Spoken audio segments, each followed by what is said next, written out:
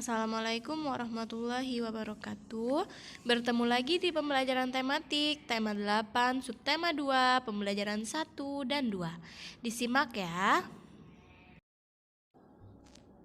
Mengidentifikasi urutan peristiwa dalam teks non-fiksi. Seperti yang kita ketahui, teks non-fiksi itu adalah teks yang nyata. Nah, untuk mengidentifikasi urutannya, kita harus membacanya dulu dong yang pertama.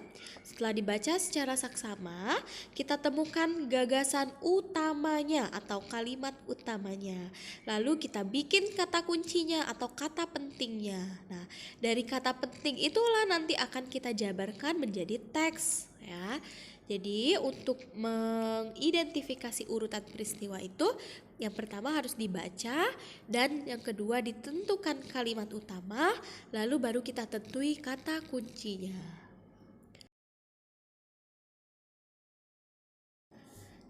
Faktor yang mempengaruhi siklus air dalam tanah.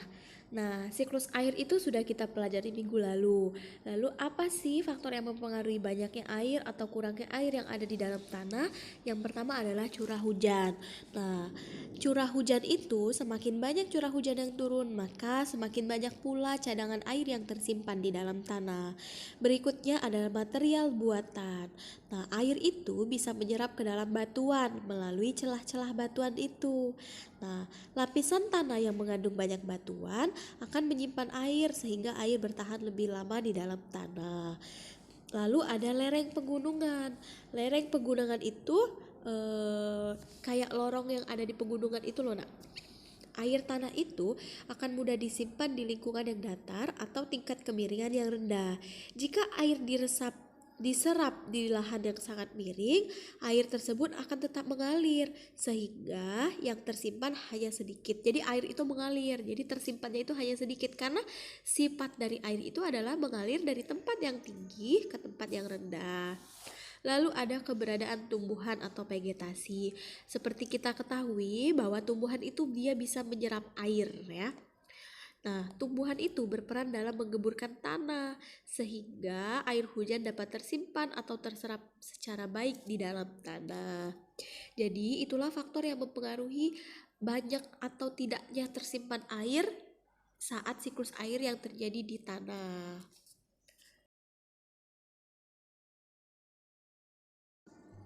Pengaruh siklus air pada musim kemarau.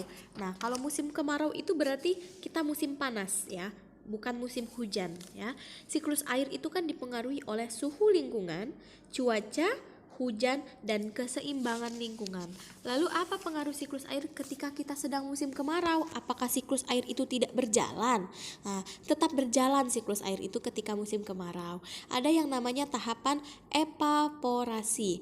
Nah, evaporasi itu kan dia berwujud menguap, dari air itu menguap menjadi gas ke atas yaitu. Nah, semakin tinggi panas matahari, maka jumlah air yang menguap itu juga semakin banyak. Nah, jadi semakin matahari itu semakin panas, maka penguapan tahapan evaporasi itu terjadinya semakin banyak. Air itu menguapnya semakin banyak. Nah,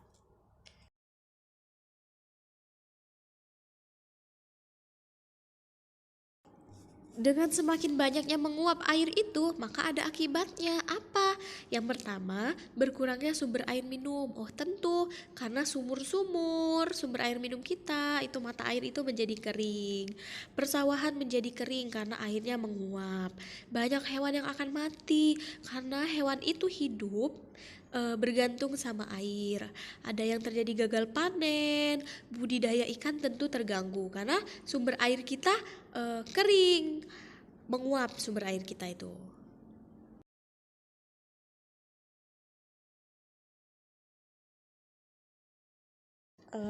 Bisa dipahami ya anak soleh. Sampai di sini dulu materi pembelajaran kita. Semoga anak soleh selalu dalam lindungan Allah. Bunda akhiri, wassalamualaikum warahmatullahi wabarakatuh.